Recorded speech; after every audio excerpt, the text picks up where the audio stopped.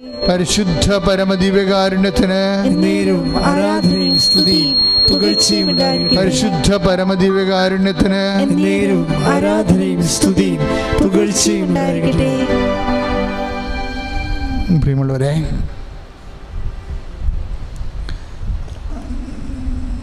രക്ഷാവൃക്ഷത്തിൻ്റെ പ്രത്യാശകൾ നമ്മുടെ ആധ്യാത്മിക ജീവിതത്തെ എങ്ങനെ പുനർജീവിപ്പിക്കുമെന്നാണ് നമ്മൾ ഈ ആരാധനാ ധ്യാനത്തിൽ പ്രതീക്ഷിക്കുന്നത്. രക്ഷാവൃക്ഷത്തിൻ്റെ പ്രത്യാശകൾ ഞാൻ ഈ ധ്യാനത്തിൻ്റെ മൂലം പ്രാർത്ഥനയിൽ കണ്ടെടുത്തത് ജോബിൻ്റെ പുസ്തകത്തിൽ നിന്നാണ്. ജോബിൻ്റെ പുസ്തകം 14:7 വചനങ്ങൾ, 14:7-9 വചനങ്ങൾ. ജോബിൻ്റെ പുസ്തകം 14-ാം അധ്യായം 7-9 വചനങ്ങൾ. വൃക്ഷത്തിന് പ്രത്യാശയുണ്ട്, മുറിച്ചാൽ അത് വീണ്ടും തളിർക്കും,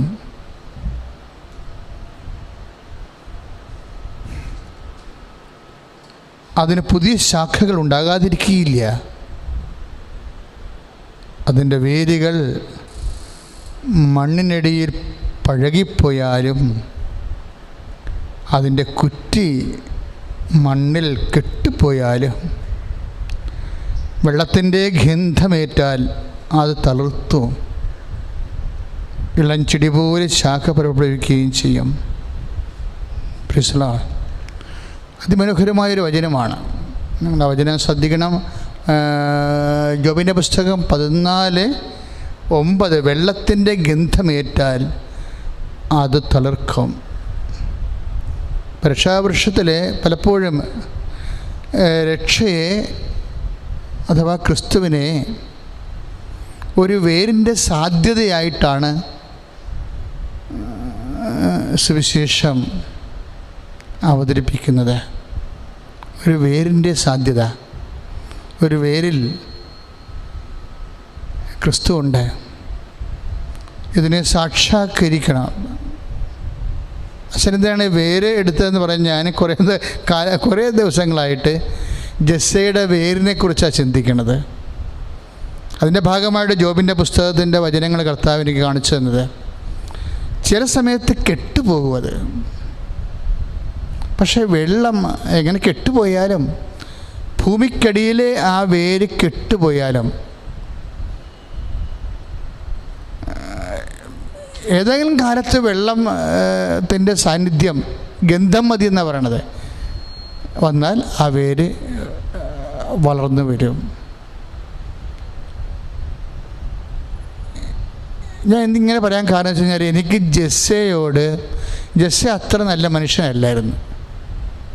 ഈ ദാവീദിൻ്റെ അപ്പൻ ജസ്സയും അങ്ങയുടെ അപ്പൻ ഒബേദും ഒന്നും നമുക്ക് പറയത്തക്ക ക്വാളിറ്റിയുള്ള ആൾക്കാരല്ല. ചില പറയില്ലേ കൊട്ടേഷൻ ഗ്രൂപ്പാണ്. ഇപ്പം ദാവീദിന് തന്നെ അപ്പനെക്കുറിച്ച് പരോക്ഷമായി വലിയ സങ്കടങ്ങളുള്ള മനുഷ്യനാണ്. അപ്പൻ പഠിപ്പിച്ചില്ല എന്ന് പറയണതിന് പകരം അപ്പൻ എന്നെക്കുറിച്ച് വേണ്ട പോലെ പഠിപ്പിച്ചില്ല എന്ന് പറയുന്നതിന് പകരം എന്നെ കർത്താവാണ് യുദ്ധം പഠിപ്പിച്ചതെന്ന് പരോക്ഷമായിട്ട് പറയും.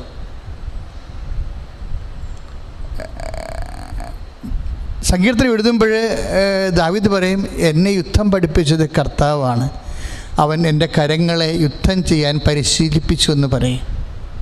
കർത്താവിൻ്റെ കരങ്ങളെ യുദ്ധം ചെയ്യാൻ സാധാരണഗതിയിലെ കർത്താവ് ആരെയും പരിശീലിപ്പിക്കാറില്ല. സ്വന്തം അപ്പന്മാരും ആശാന്മാരുമാണ് പരിശീലിപ്പിക്കുന്നത്. It's very evident. Then why David alone? അതാണ് ചോദ്യം. എല്ലാ ഡേവിഡിൻ്റെയൊക്കെ ഒരു പ്രത്യേകത എന്താണ്?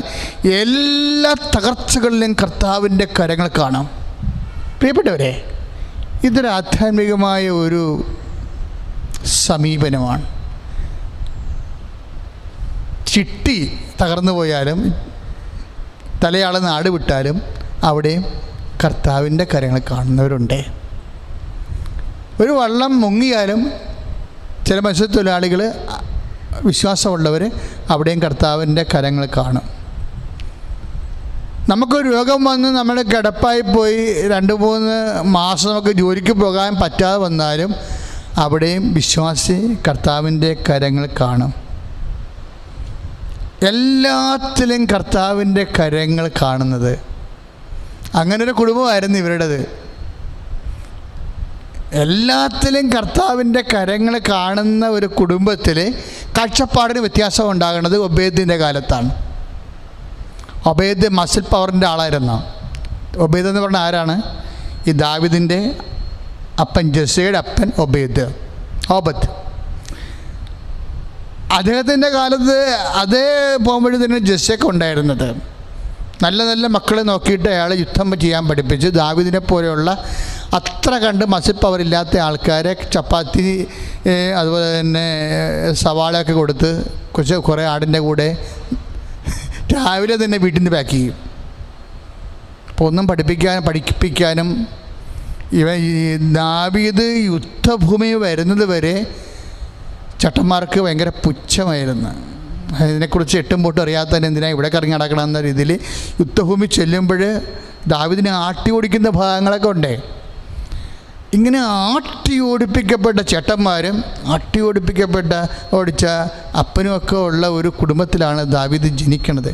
അവരുടെ ദൈവിക പരിപാലനയെക്കുറിച്ചുള്ള അറിവുകൾ കെട്ടുപോയി, ആ വേര് കെട്ടുപോയി. ചില സമയത്ത് അങ്ങനെ ഇരിക്കും നമ്മുടെ കുടുംബത്തിൽ കെട്ടുപോയ വേരുകൾ.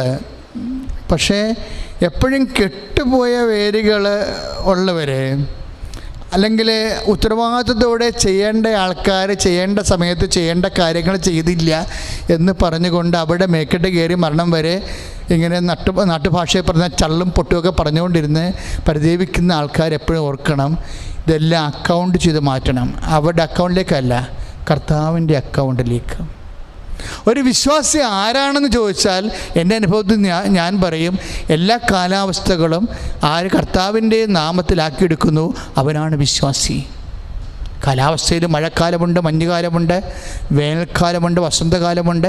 പക്ഷേ എല്ലാ കാലാവസ്ഥയും അല്ലാതെ വസന്തകാലം കർത്താവിൻ്റെത്, മഴക്കാലമല്ല എന്ന് പറയാൻ പറ്റത്തില്ല.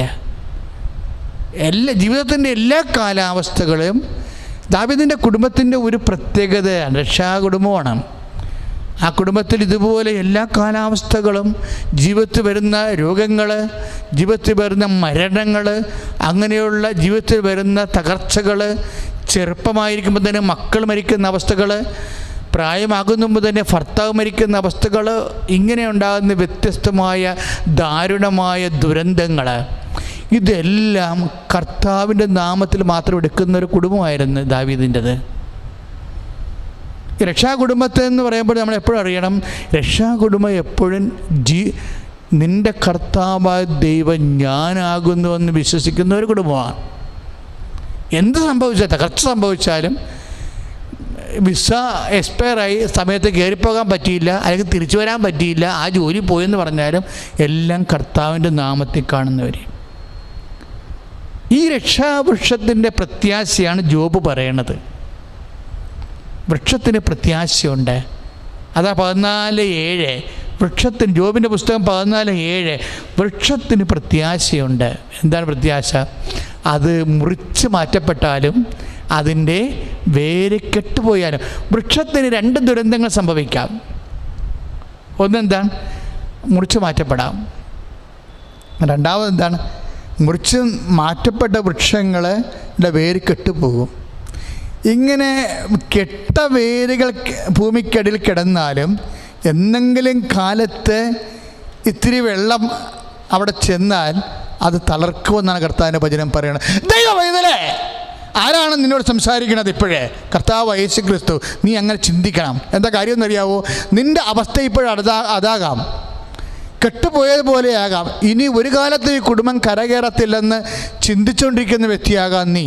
പക്ഷേ നിനക്ക് വിശ്വാസമുണ്ടെങ്കിൽ, നിനക്ക് പരിശുദ്ധ അമ്മയെ പോലെ വിനയമുണ്ടെങ്കിൽ, നിനക്ക് യേശുവിനെ സ്വീകരിക്കാൻ പറ്റുന്ന രീതിയിലുള്ള ദൈവിക പുണ്യങ്ങളുണ്ടെങ്കിൽ നിന്റെ കാലം മുതൽ കുടുംബം ഉയർന്നു വരും. കൈയടിച്ച് കർത്താൻ ശ്രദ്ധിക്കട്ടെ. ഹല്ലേലൂയ, യേശുവേ സ്തോത്രം, ഹല്ലേലൂയ, ഹല്ലേലൂയ, ഹല്ലേലൂയ, ഹല്ലേലൂയ, ഹല്ലേലൂയ, ഹല്ലേലൂയ, ഹല്ലേലൂയ, ഹല്ലേലൂയ, ഹല്ലേലൂയ, ഹല്ലേലൂയ ഹല്ലേലൂയ ഹല്ലേലൂയ ഹല്ലേലൂയ. പരിശുദ്ധ പരമദിവ്യകാരുണ്യത്തിന് എന്നേരും ആരാധനയും സ്തുതിയും പുകഴ്ചയും ഉണ്ടായിരിക്കട്ടെ. ഈ ജസ്സേ കർത്താവിനേക്കാൾ ഉപരി പണത്തിനും മണിക്കും മസിലിനും പ്രാധാന്യം കൊടുക്കുന്ന ആളാണ്. മക്കളും അങ്ങനെയായിരുന്നു. അതുകൊണ്ടാണ് നിൻ്റെ 5-6 ആടുകളെ അപ്പനെ ഏൽപ്പിച്ച് എവിടെ കൊണ്ടിട്ടുള്ളതാണെന്ന് ചോദിക്കും. എല്ലാം ടേംസൊക്കെ സംസാരിക്കണമെല്ലാം വരുമാനത്തിൻ്റെ പശ്ചാത്തലത്തിലാണ്. യുദ്ധഭൂമി പോലും ദാവീദ് ജ്യേഷ്ഠന്മാർ ദാവീദ് ചെല്ലുമ്പോൾ സംസാരിക്കേണ്ടത് 5-6 ആടുകളെ അപ്പനെ ഏൽപ്പിച്ച് എവിടെ കൊണ്ടിട്ടുള്ളതാണെന്ന് ചോദിക്കും. അപ്പം നീ ആടിനെ ഇട്ടിട്ട് വരുമാനം നഷ്ടപ്പെടുത്തിയിട്ട് വന്നിരിക്കുകയാണ്. അവർ സമ്പത്തിന് പ്രാധാന്യം കൊടുക്കുന്നവർ, വരുമാനത്തിന് പ്രാധാന്യം കൊടുക്കുന്നവർ. ആ കുടുംബം കെട്ടുപോയി. കർത്താവിൻ്റെ കൃപ കെട്ടുപോയ കുടുംബമാണ്. ഇതുപോലെ നമ്മുടെ ജീവിതത്തിൻ്റെ അവസ്ഥകളിൽ ചില സമയം ദൈവത്തെ മറന്ന് ജീവിക്കുന്നവരുണ്ടാവും. ദൈവത്തെ മറന്ന് ജീവിക്കുന്നവർ.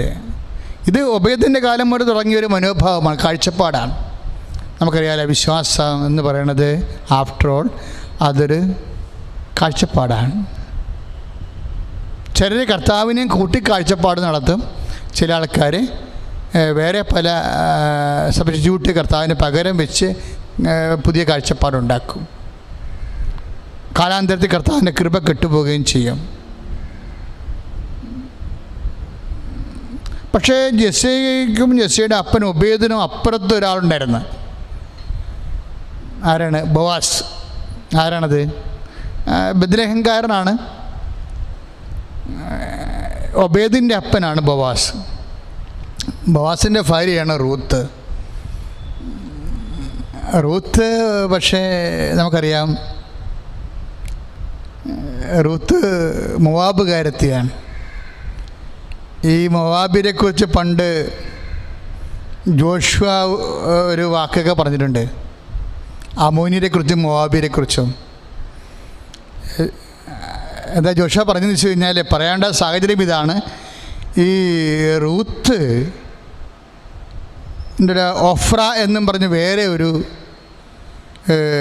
മരുമോളുണ്ടായിരുന്നു. ഇവർ രണ്ടും നവോമിയുടെ മരുമക്കളാണ്. നവോമി എന്ന് പറയണത് എഫ്രാത്ത കുടുംബത്തിലുണ്ടായിരുന്ന വംശത്തിലുള്ള ആളാണ്. ബെത്ലഹേംകാരി തന്നെയാണ്. ഇപ്പം നവോമിയുടെ ഭർത്താവ്, ഇവർ നല്ല വെൽ ടു ഡു ഫാമിലിയാണ്. സാമ്പത്തികമായിട്ട് നല്ല ഉന്നമനമുള്ള കുടുംബമാണ് നവോമിയുടെ കുടുംബം. പക്ഷെ അത് കഴിഞ്ഞപ്പോൾ അവർ അതിനുശേഷം 2 മക്കളുമായിട്ട് അവർ മോവാബിൽ പോയി താമസിച്ചു. അവിടെ വെച്ചു ഭർത്താവ് മരിക്കും നവോമിയുടെ. പിന്നെ 2 ആൺമക്കളുണ്ടായിരുന്നു. ആ 2 ആൺമക്കളും കല്യാണം കഴിച്ച് മോവാബിനെ തന്നെ കല്യാണം കഴിച്ചു. പക്ഷേ നിർഭാഗ്യവശാൽ അവരും ആ 2 ആൺമക്കളും മരിക്കും. അവസാനം ക്ഷാമമാകും അവിടെ. അപ്പോൾ ബെത്ലഹേമിൽ ബാർലി കൊയ്ത്തിൻ്റെ കാലമാകുമ്പോൾ അവർക്ക് നവോമിയുടെ ഭർത്താവിനൊക്കെ ബെത്ലഹേമിൽ പാടശേഖരങ്ങൾ ഓഹരി ഉള്ളതാണ്. ഒന്നെങ്കിൽ അത് വിൽക്കാം, അല്ലെങ്കിൽ നമുക്ക് അവിടെ കൃഷി ചെയ്യാം എന്ന് വിചാരിച്ചുകൊണ്ട് നവോമി തിരിച്ചു പോരുകയാണ് ഇങ്ങോട്ട്.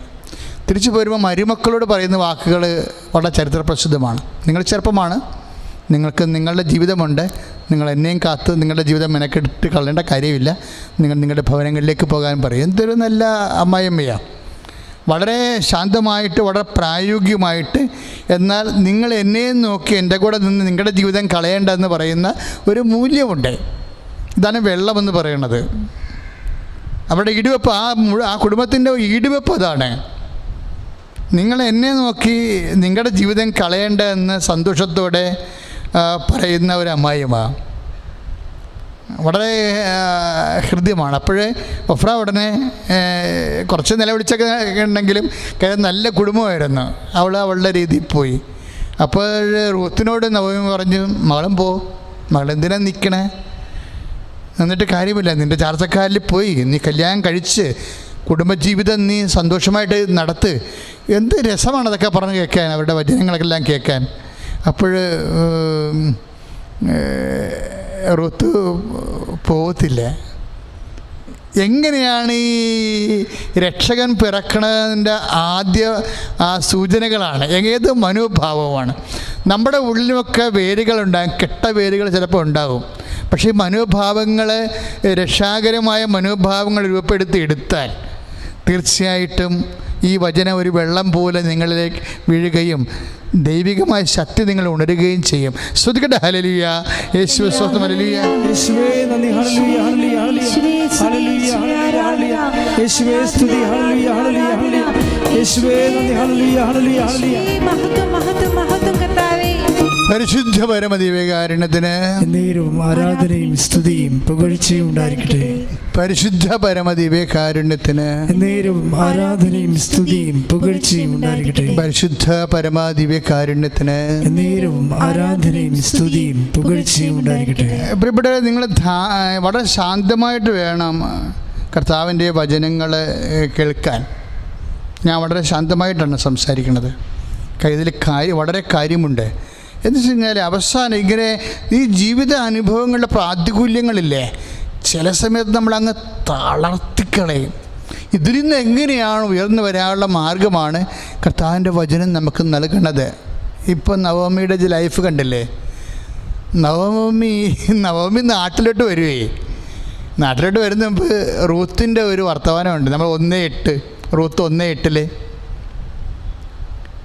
നവമി അവരുടെ വീട്ടിലോട്ട് പോകാൻ പറയണ ഭാഗമാണ്. മക്കൾ പോയി കല്യാണം കഴിക്കൂ, എന്നിട്ട് കുടുംബ ജീവിതം ആസ്വദിക്കൂ. എന്തിനാണ് പ്രായമായ എന്നെ കാത്തു നിന്ന് നിങ്ങളുടെ ജീവിതം കളയണത്? എന്ത് രസമാണ് അവരുടെയൊക്കെ ആ തുറന്ന മനോഭാവമില്ലേ. ഇതാണ് ജെസ്സയുടെ വേരെന്ന് പറയണത്. ജെസ്സയുടെ വേരെന്ന് പറയണത് ഇതാണ്. ഈ മനോഭാവം നമുക്ക് ഉണ്ടെങ്കിൽ തീർച്ചയായിട്ടും നമ്മളിൽ ക്രിസ്തു ഉണർന്നു വരും. That's my point. നിങ്ങൾക്ക് ഞാൻ പറയുന്നതിൻ്റെ രീതികൾ മനസ്സിലായില്ലേ? ഇതൊരു മനോഭാവമാണ്. അമ്മായിയമ്മ മരുമകളോട് പറയുന്നൊരു മനോഭാവമാണ്. അതായത് നിങ്ങൾ ചെറുപ്പമാണ്, നിങ്ങളുടെ ജീവിതം തിരിച്ചു പിടിക്കൂ. എന്തിനാണ് എന്നെ കാത്ത് നിങ്ങളുടെ ലൈഫ് വേസ്റ്റ് ചെയ്യണത്? എന്ത് മനോഹരമാണത്. അത് തുറന്ന മനോഭാവമാണ്. ഇത് ഒരു സ്വയം ദാനത്തിൻ്റെ മനോഭാവം, രക്ഷാകരമായ മനോഭാവമാണിത്. ഈ മനോഭാവം നമ്മൾ രൂപീകരിച്ചെടുത്തു കഴിഞ്ഞാൽ, അപ്പം നമ്മുടെ ഈ അച്ഛൻ്റെ ധ്യാനം കേൾക്കുമ്പോൾ എൻ്റെ മക്കൾ, നിങ്ങൾക്ക് ഇതുപോലെ മരുമക്കളോട്, അമ്മയമ്മ, അയൽവാസികളോട് നമ്മളുടെ സുരക്ഷിതത്തിനും സുഖത്തിനും വേണ്ടി ആരെങ്കിലുമൊക്കെ ഇങ്ങനെ നമ്മൾ വിഷമിപ്പിച്ചു അവരുടെ രീതിയിൽ അവരുടെ സ്വാതന്ത്ര്യത്തിന് വിടാതെ ഒക്കെ നമ്മളുടെ താല്പര്യത്തിന് വേണ്ടി അവരെയൊക്കെ നിലനിർത്തണമെങ്കിൽ അതൊന്നും രക്ഷാകരമായ മനോഭാവമല്ല. അവരവരുടെ വഴിക്ക് വിടുക. പിന്നെ അവർക്ക് ചിലർക്ക് താല്പര്യമുണ്ടെങ്കിൽ അവരുടെ ഇഷ്ടം, അവരുടെ സ്വാതന്ത്ര്യം. അപ്പം അങ്ങനെ ചിലപ്പോൾ അധികാരം നമ്മുടെ അടുത്താണെങ്കിൽ പോലും നമ്മൾ ആ സമയത്ത് ഒരു തുറന്ന മനോഭാവം. അത് ഈ നവമി സൂപ്പറാണ് ശരിക്കും. ഞാൻ അവർക്ക് ഇത്രയും പ്രായം ചെന്നിട്ട് അവർ ഇത്രയും നന്നായിട്ട് സംസാരിച്ചല്ല. ഓർക്കണം, ദാവീദിൻ്റെ അപ്പുറത്തെ കാലഘട്ടമാണ്. 3500 വർഷം മുമ്പുള്ള മനുഷ്യൻ്റെ മനോഭാവമാണ്. 3500 എന്നല്ല ഇരിക്കണം, 3700 വർഷമെങ്കിലും ആണ് നവോമി ജീവിച്ചിരുന്നത്. ആ കാലങ്ങളിലുള്ള മനുഷ്യൻ്റെ മനോഭാവമാണ് എത്രയോ രക്ഷാകരമാണ്. ഇങ്ങനെയുള്ള ആൾക്കാരാണ് ജെസ്സിയുടെ വേരെന്ന് നമ്മളിപ്പോൾ ഐസിയുടെ വചനങ്ങളില്ലേ, ജെസ്സിയുടെ വേരിൽ നിന്ന് ഞാൻ ഒരു തണ്ട് മുളപ്പിച്ചെടുക്കുമെന്ന് പറഞ്ഞത്. ജെസ്സിയുടെ വേരാണ് ഈ പറയണത്. ജെസ്സിയുടെ വേരിൽ നിന്നാണ് ക്രിസ്തുവിനെ രൂപീകരിച്ച് കൊണ്ടുവരുന്നത്. ഇപ്പോൾ ജെസ്സിയുടെ വേരെന്ന് പറയുമ്പോൾ നമ്മൾ ആരെയാണ് ഉദ്ദേശിക്കുന്നത്? ഇതുപോലുള്ള നവോമിയെപ്പോലുള്ള ആൾക്കാരാണ് ജെസ്സിയുടെ വേര്. ജെസ്സിയുടെ വേരെന്ന് പറയുന്നത് ഒരു മനോഭാവമാണ്, ഒരു വ്യക്തിത്വമാണ്, ഒരു പ്രവർത്തന ശൈലിയാണ്, ഒരു ജീവിത വീക്ഷണമാണ്, ഒരു സ്വയംദാനത്തിൻ്റെ ഒരു സമർപ്പണമാണ് ജെസ്സിയുടെ വേര്. ആ വേരുകളൊക്കെ കെട്ട് നമ്മുടെ ഉള്ളിലുണ്ടെങ്കിൽ കർത്താവിൻ്റെ വചനങ്ങൾ കേൾക്കുമ്പോൾ അത് വെള്ളം പോലെ, ജോബിൻ്റെ 14:9 പറഞ്ഞിരിക്കുന്ന പോലെ കെട്ട വേരുകൾ വെള്ളം വീഴുമ്പോൾ വെള്ളത്തിൻ്റെ ഗന്ധമേൽക്കുമ്പോൾ ഉണർന്ന് തളർക്കണ പോലെ തളർക്കാൻ ഇടയാക്കണം. ശ്രദ്ധിക്കട്ടെ. ഹല്ലേലൂയ. യേശുവേ സ്തോത്രം. ഹല്ലേലൂയ. ഹല്ലേലൂയ ഹല്ലേലൂയ ഹല്ലേലൂയ യേശുവേ സ്തുതി. ഹല്ലേലൂയ ഹല്ലേലൂയ ഹല്ലേലൂയ ഹല്ലേലൂയ ഹല്ലേലൂയ മഹത്വം മഹത്വം മഹത്വം കർത്താവേ. പരിശുദ്ധ പരമദിവ്യകാരുണ്യത്തിന് എന്നേരവും ആരാധനയും സ്തുതിയും പുകഴ്ചയും ഉണ്ടായിരിക്കട്ടെ. പരിശുദ്ധ പരമദിവ്യകാരുണ്യത്തിന് എന്നേരവും ആരാധനയും സ്തുതിയും പുകഴ്ചയും ഉണ്ടായിരിക്കട്ടെ. റൂത്തും ജസ്സയുടെ പേരാണ്, രക്ഷകൻ്റെ പേരാണ് റൂത്ത്. പക്ഷേ നമ്മൾ ചിന്തിക്കണം, റൂത്ത് ഒരു മോവാബുകാരത്തിയാണ്. കർത്താവിൻ്റെ തിരഞ്ഞെടുക്കപ്പെട്ട സമൂഹത്തിലുള്ള ആളല്ലേ, വിജാതി സ്ത്രീയാണ്. പക്ഷേ വിജാതി സ്ത്രീ ആയാലും അവിടെ ഉള്ളിലെ മനോഭാവമാണ് രക്ഷാകരമെന്ന് പറയണത്. ഇപ്പം എന്നെ കേൾക്കുന്ന മക്കൾ ചിലപ്പോൾ അക്രൈസ്തവരുണ്ടാകാം. ക്രൈസ്തവവും അക്രൈസ്തവവും ബേസിക്കായിട്ട് എന്താണ്? ആറ്റിറ്റ്യൂഡാണ്, മനോഭാവമാണ്. ഒരു വിഷയത്തെ നീ എങ്ങനെ കാണുന്നോ, സുവിശേഷ വിഹിതമായിട്ട് കണ്ടാൽ നീ automatically ഇപ്സോ facto you are A Christian. നീ ക്രിസ്ത്യനാണ്. എൻ്റെ പേര് വല്ലതൊക്കെ ആയിരിക്കും, പക്ഷെ അതൊന്നും പ്രശ്നമല്ല. വിശ്വാസം എന്ന് പറയണത് ഒരു മനോഭാവമാണ്. റൂത്ത് എന്നാ പറയണമെന്ന് അറിഞ്ഞാവോ? റൂത്ത് എന്നാ പറയണത്? ഞാൻ അമ്മയെ വിട്ട് ഒരിടത്തും പോണില്ല. ഈ വയസ്സാം കാലത്ത് എൻ്റെ അമ്മയെ വിട്ട്, അമ്മയമ്മേണേ, ഈ വയസ്സാം കാലത്ത് ഞാൻ അമ്മയെ വിട്ട് ഒരിടത്തും പോണില്ല. എന്നിട്ട് പിന്നെ ഇവൾ വേറൊരു വാക്ക് പറയും, അത് ഒരു 100 മാർക്ക് വീഴുന്നൊരു വാക്കാണ്. അവൾ പറയും, അമ്മയുടെ നാട് എൻ്റെ നാട്. നമ്മളൊരു 1:17 കാണുന്ന വചനങ്ങളാണ്. റൂത്ത് 1:17, അമ്മയുടെ നാട് എൻ്റെ നാട്. പിന്നെ ഒരു വാക്ക് പറയും, അമ്മ മരിച്ചടക്കുന്നിടത്ത് ഞാനും അടക്കപ്പെടും. അയ്യോ, ബ്യൂട്ടിഫുൾ. മരണം വരെ ഞാൻ അമ്മയെ പിരിയത്തില്ല, മരിച്ചാലും ഞാൻ പിരിയത്തില്ലെന്ന് പറയത്തില്ല. അതാണ് റൂത്ത് പറയണത്. മരണം വരെ ഞാൻ പിരിയത്തില്ല, അമ്മ മരിച്ചാലും ഞാൻ പിരിയത്തില്ല. ഈ നമ്മൾ 8-ാം അധ്യായത്തിൽ നടപടി സോങ് ഓഫ് ദി സോങ്സ് ഇല്ലേ, സോങ് ഓഫ് ദി സോങ്സ് എന്താണ്? ഉത്തമഗീതം. അതിൻ്റെ 8-ാം അധ്യായത്തിൽ വചനമുണ്ട്, സ്നേഹം മരണം പോലെ അങ്ങ് ശക്തമാണ്.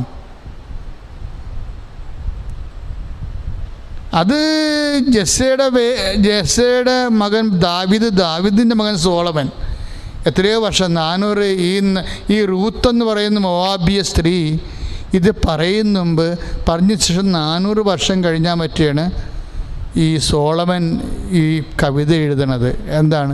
സ്നേഹം മരണത്തെപ്പോലെ ശക്തമാണെന്ന്. നമുക്ക് ആ വചനം നോക്കാം. ശ്രുതികട്ടെ. ഹല്ലേലൂയ, യേശുവേ സ്തോത്രം. ഹല്ലേലൂയ, ഹല്ലേലൂയ, ഹല്ലേലൂയ, ഹല്ലേലൂയ, ഹല്ലേലൂയ, ഹല്ലേലൂയ, യേശുവേ ആരാധന, ആരാധന, ആരാധന. ഹല്ലേലൂയ, ഹല്ലേലൂയ, ഹല്ലേലൂയ, ഹല്ലേലൂയ, യേശുവേ നന്ദി. ഹല്ലേലൂയ, ഹല്ലേലൂയ, ഹല്ലേലൂയ, ആരാധന,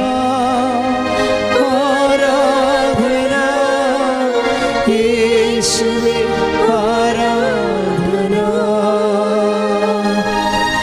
ആരാധന, ആരാധന, യേശുവേ ആരാധന,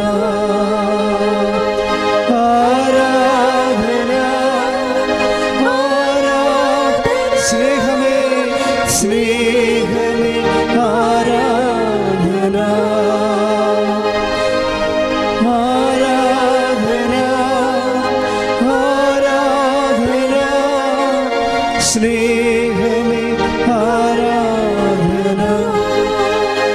hallelujah, hallelujah,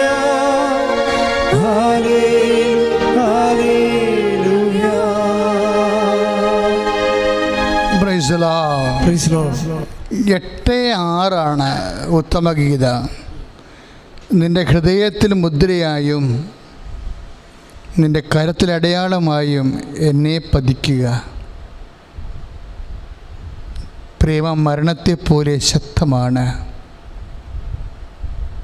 price the Lord. Hallelujah. ഇതാണ് റൂത്ത് ചെയ്തിരിക്കുന്നത്.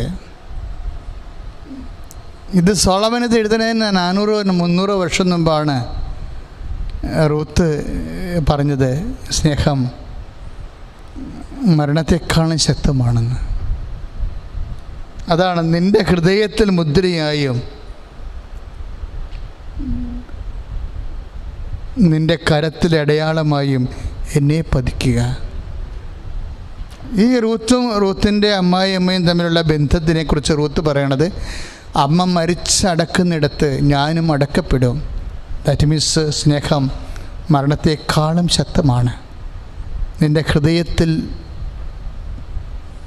മുദ്രയായും വിരലടയാളമായും എന്നെ പതിക്കുക, ഞാനും എന്നും നിൻ്റെ കൂടെയെന്ന്. ഇത് ഒരു അമ്മയും മകളും അല്ല, അമ്മായിയമ്മയും മരുമകളും തമ്മിലുള്ള ഒരു സ്നേഹത്തിൻ്റെ തലമാണ്. ഒരു പക്ഷേ ബൈബിളിൽ ഏറ്റവും ശക്തമായ സ്നേഹത്തെക്കുറിച്ചിരിക്കുന്ന ഒരു ഭാഗമാണിത്. ഞാൻ ഇങ്ങനെ പറയണം, ഇതാണ് ജെസ്സയുടെ വേരെന്ന് പറയണത്. ദൈവവേദന നമുക്ക് ചിന്തിക്കാനും കൊടുക്കാനും വാങ്ങിക്കാനും പറ്റുന്ന ഒരു സ്നേഹത്തിൻ്റെ നിലവാരത്തിൻ്റെ അപ്പുറത്ത് നീ സ്നേഹം കാണിക്കുമ്പോൾ രക്ഷയുടെ അനുഭവത്തിലേക്കാണ് നീ ക്രിസ്തുവാണ് നിന്നിൽ ജീവിക്കണത്. ശരിക്കും ഇതിലൂടെയാണ് റൂത്തിൻ്റെയൊക്കെ ഇത്തരം മനോഭാവങ്ങളിലൂടെയാണ് ജെസ്സയുടെ വേര് തളർത്ത് നമുക്ക് ക്രിസ്തുവിനെ ലോകത്തിന് കിട്ടിയത്. ലോകത്ത് ക്രിസ്തു നിന്നിൽ ജീവിക്കാനും ക്രിസ്തുവിനെ ലോകത്തിന് കൊടുക്കാനും ഇതാണ് ഇതിൻ്റെ ഒരു മാർഗം. പ്രാർത്ഥിക്കുക, കർത്താവായ ദൈവമേ, കെട്ടുപോയ വേരുകളെ സ്നേഹത്തിന്റെ കെട്ടുപോയ വേരുകളെ ഈ വചനം കേൾക്കുമ്പോൾ തളർത്തു വരുവാനും ഈശോയെ എന്നെ അഭിഷേകം ചെയ്യണം. ശ്രദ്ധിക്കട്ടെ. ഹല്ലേലൂയ.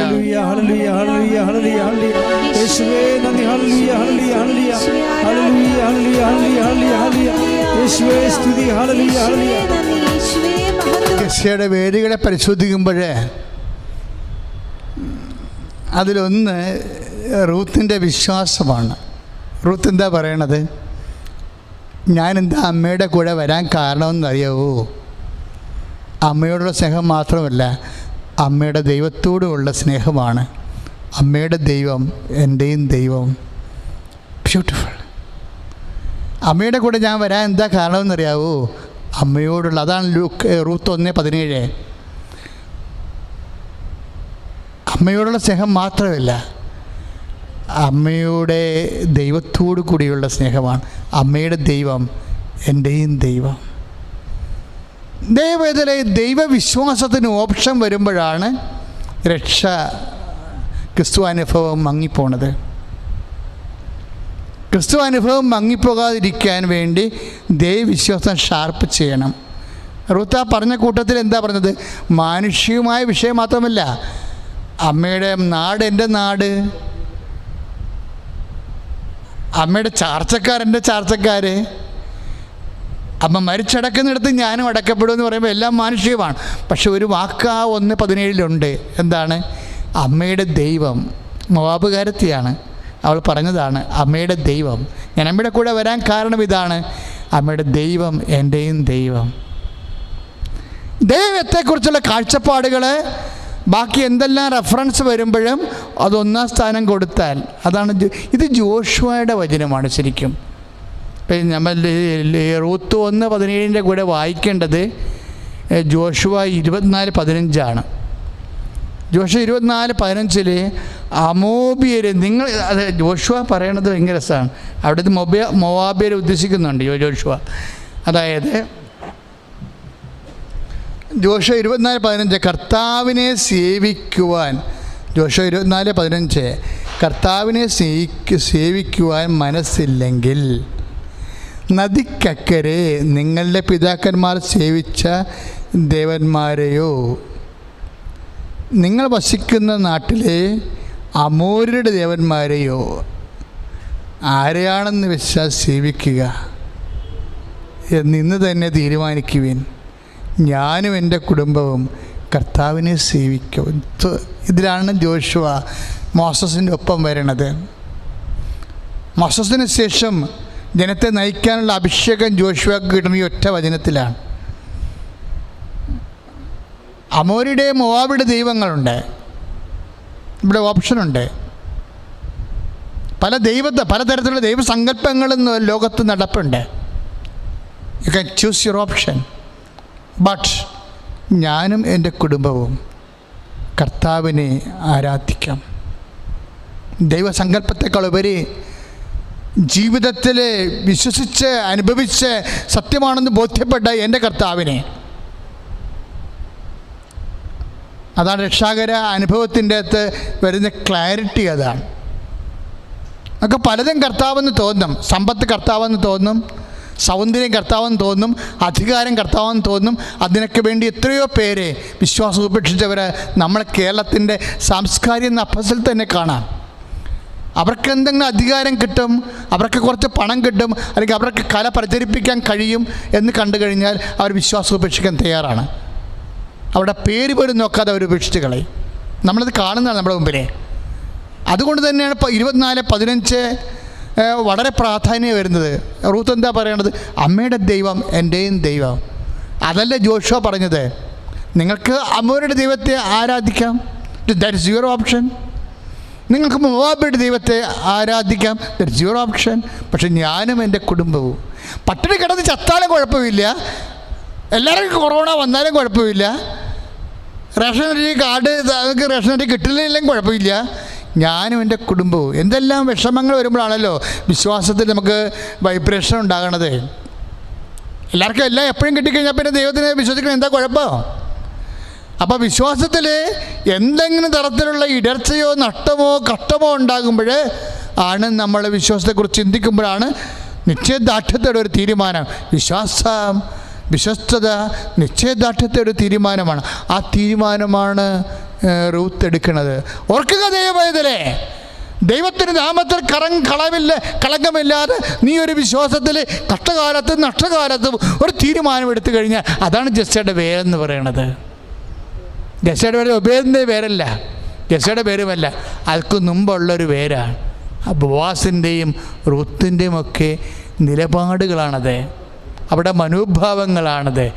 ഞാനും എൻ്റെ കുടുംബവും അമ്മയുടെ ദൈവം തന്നെ എൻ്റെ ദൈവം. അതുകൊണ്ടാണ് ഞാൻ പറഞ്ഞത് റൂത്തിൻ്റെ 1:17 ജോഷുവയുടെ 24:15 ഏതാണ്ട് ഒരേ വചനം തന്നെയാണ്. പ്രാർത്ഥിക്കുക, കർത്താവായ ദൈവമേ, കർത്താവായ ദൈവമേ, വചനങ്ങളെ വിശ്വാസത്തെ കഷ്ടവും നഷ്ടവും വേട്ടയാടുമ്പോൾ വിശ്വാസത്തിൻ്റെ പേരിലെ കഷ്ടമുണ്ടായാലും നഷ്ടമുണ്ടായാലും കർത്താവേ വിശ്വാസത്തിലെ ഉറച്ചു നിന്നുകൊണ്ട് ക്രിസ്തുവിനെ എൻ്റെ കുടുംബത്തിലെ ജീവിപ്പിച്ചെടുക്കുവാൻ ഉയർത്തിയെടുക്കുവാൻ എന്നെ അഭിഷേകം ചെയ്യണം.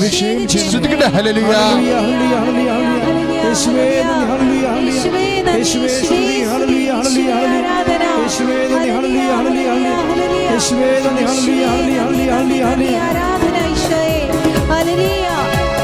പരിശുദ്ധ പരമദിവ്യകാരുണ്യത്തിന് ആരാധനയും സ്തുതിയും പുകഴ്ചയും ഉണ്ടായിരിക്കട്ടെ. പരിശുദ്ധ പരമദിവ്യകാരുണ്യത്തിന് ആരാധനയും സ്തുതിയും പുകഴ്ചയും ഉണ്ടായിരിക്കട്ടെ. പ്രിയപ്പെട്ടവരെ, നമ്മുടെ ജസ്സയുടെ രക്ഷാവൃക്ഷത്തിൻ്റെ പ്രത്യാശയെക്കുറിച്ച് ആണ് ധ്യാനിക്കുന്നത്. അത് ജസ്സയുടെ വേരുകളെ കെട്ടിട്ടും കെടാതെ കിടക്കുന്ന കുറച്ച് വേരുകൾ മാതാപിതാവും കൂടി വെള്ളം തളിച്ച് കിളിപ്പിക്കുന്നതാണ് രക്ഷാനുഭവത്തിൻ്റെ ആന്തരിക ചൈതന്യം എന്ന് പറയണത്. ഇനി നവോമി അങ്ങനെ റൂത്ത് വിട്ടുമാറാൻ നിൽക്കുമ്പോൾ റൂത്തിന് ആയിട്ട് മരുമോളുമായിട്ട് ബെത്ലഹേമിൽ വരുന്ന ഭാഗമുണ്ട്. അപ്പോൾ നവോമി പറയവേ, എല്ലാവരും വിളിച്ച് ഇത് നവോമിയോ എന്ന് ചോദിക്കും നവോമി കാണുമ്പോഴേ.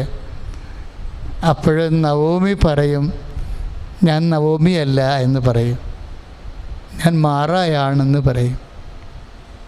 എന്താ കാര്യം എന്നറിയാമോ? നവോമിയോ എന്ന് വെച്ചാൽ നവോമിയാണോ എന്ന് ചോദിക്കുകയാണ്. നവോമി എന്ന വാക്കിൻ്റെ അർത്ഥം ഹെബ്രായ ഭാഷയിൽ സന്തോഷചിത്ത എന്നാണ്. 1:20 റൂത്ത് 1:20 സന്തോഷചിത്ത. അപ്പോൾ അത് കേട്ടിട്ട് ആൾക്കാർ ചോദിക്കും, ഇത് നവോമിയോ? എന്താ ഇവിടുന്ന് പണ്ട് സമ്പദ് സമൃദ്ധി ജീവിച്ചിട്ട് ഇപ്പോൾ തിരിച്ചു വന്നിരിക്കണം നവോമിയാണോ എന്ന് ചോദിക്കുമ്പോൾ നവോമി പറയും, ഞാൻ നവോമിയല്ലെന്ന് പറയും. നവോമിയാണേ, പക്ഷേ ഇതിലവർ പറയും ഞാൻ മാറയാണെന്ന്. എന്താ മാറ എന്ന് പറയണത്? കയ്പ്. അതാണ് റൂത്തിൻ്റെ 1:20 ഞാൻ മാറയാണ്, എൻ്റെ പേര് ഞാൻ സന്തോഷിച്ചിട്ടേ ഇപ്പോഴേ, നവോമി അല്ല എൻ്റെ പേര് മാറ്റേണ്ടി വരുമോ? ഞാനിപ്പം മാറായിപ്പോയി, കയ്പായിപ്പോയി, കഠിനമായി. എന്നിട്ട് പറയും, സർവശക്തൻ എന്നോട് കഠിനമായിട്ടാണ് ചെയ്തത്. പക്ഷേ ഷീസ് അക്സെപ്റ്റിംഗ് ദാറ്റ്. എന്താ നവോമിക്ക് പറ്റിയത്? ഭർത്താവ് മരിച്ചു, പിന്നെ എന്ത് പറ്റി? 2 ആൺമക്കളും മരിച്ചു. ഇപ്പം സന്തോഷമെല്ലാം പോയെന്നാണ് പറയണത്. എന്നെ മാറായെന്ന് വിളിച്ചാൽ മതി, ഞാൻ അത്രയും കൈപ്പേറിയതാണ് എൻ്റെ ജീവിതം എന്ന് പറയും. എന്നിട്ട് നവോമി പറയുവേ, ഈ റൂത്ത് 1:20 പറയുന്ന വാക്ക് ഇത്രയും കാഠിന്യവും കയ്പും അനുഭവിക്കുമ്പോഴും ഇവരുടെയൊക്കെ പറയണത് എന്താ പറയുക? സർവശക്തൻ എന്നോട് കാഠിന്യം കാട്ടി. അല്ല, കർത്താവിനെ ശപിക്കുകയല്ല. സർവശക്തൻ എൻ്റെ മക്കൾ, ഇതൊരു മനോഭാവമാണ്, രക്ഷയുടെ വേരെയാണ് ഇത്. വേറെ എന്തൊക്കെ ഉണ്ടെന്ന് അതിൻ്റെ സ്വഭാവം നോക്കുകയാണ്. നിൻ്റെ ഹൃദയത്തിൽ നിന്ന് ഒരുപക്ഷെ കഷ്ടകാലത്ത് കെട്ടുപോയ കർത്ത ചൈതന്യത്തെ തിരിച്ചു കൊണ്ടുവരാനുള്ള ഒരു മാർഗമാണിത്. കഷ്ടകാലത്ത്, രോഗകാലത്ത് കെട്ടുപോയ വിശ്വാസമുണ്ട്, കെട്ടുപോയ പ്രത്യാശയുണ്ട്. ഈ കഷ്ടകാലത്ത് കെട്ടുപോയ വിശ്വാസത്തിൽ നിന്ന് എങ്ങനെ തിരിച്ച് ക്രിസ്തുവിനെ ജനിപ്പിച്ച് കൊണ്ടുവരാൻ കഴിയും? അതിൻ്റെ ഒരു മനോഭാവമാണ് പറയണത്. കഷ്ടകാലമായാലും കെട്ട അവസ്ഥയിലായാലും നവോമി പറയും, സർവശക്തൻ എന്നോട് കാഠിന്യം കാണിച്ചു. അപ്പോഴും കർത്താവിനെ കൈവിട്ട് കളയാൻ തയ്യാറല്ല, കർത്താവിനെ ശപിക്കാനും തയ്യാറല്ല. സർവശക്തൻ എന്നോട് കാഠിന്യം കാണിച്ചു. അത് അക്സെപ്റ്റ് ചെയ്യണം ശരിക്കും. ഈ നവോമി ഇങ്ങനെ അക്സെപ്റ്റ് ചെയ്യുമ്പോൾ നമുക്കറിയാം, എപ്പോഴും ദൈവത്തെ നമ്മൾ, എൻ്റെയും കൂടി ഒരു അനുഭവം എനിക്ക് തോന്നണത്, അതായത് ഒരിക്കലും എന്തെല്ലാം ഒരു അവസ്ഥയായാലും എൻ്റെ മക്കൾ ഒരു കാരണവശാലും ദൈവത്തെ തള്ളിപ്പറയണമല്ല, ദൈവത്തെ അവോയ്ഡ് ചെയ്യരുത്. ചില സമയത്ത് നമ്മൾ ദൈവത്തെ, ഇപ്പം നമ്മൾ ഈ പ്രാർത്ഥന മുടക്കണം എന്നൊക്കെ പറയണില്ലേ, കൃപാന മുടക്കുന്നു, പ്രാർത്ഥന മുടക്കുന്നു, സന്ധ്യാജപനം മുടക്കുന്നു എന്നൊക്കെ പറയണില്ലേ, അത് അത്ര നിസ്സാര കാര്യമില്ല. കഷ്ടകാലം നമ്മൾ ദൈവത്തെ അവോയ്ഡ് ചെയ്യണം. ദൈവത്തെ ഉൾക്കൊള്ളാൻ പറ്റാതിരിക്കണം. എന്നാത്തിനാണ് പ്രാർത്ഥിച്ചിട്ടും ഇത് തന്നെയായ അവസ്ഥ. അതാണ് പ്രശ്നം. അങ്ങനെ ഒരിക്കലെങ്കിലും നീ അപ്പം ദൈവത്തിനെ വിശ്വാസത്തിലെടുക്കണില്ല എന്നതിൻ്റെ അർത്ഥം. നിങ്ങൾക്കറിയാമല്ലോ, ദൈവത്തിന് ഏത് നേരം വേണമെങ്കിലും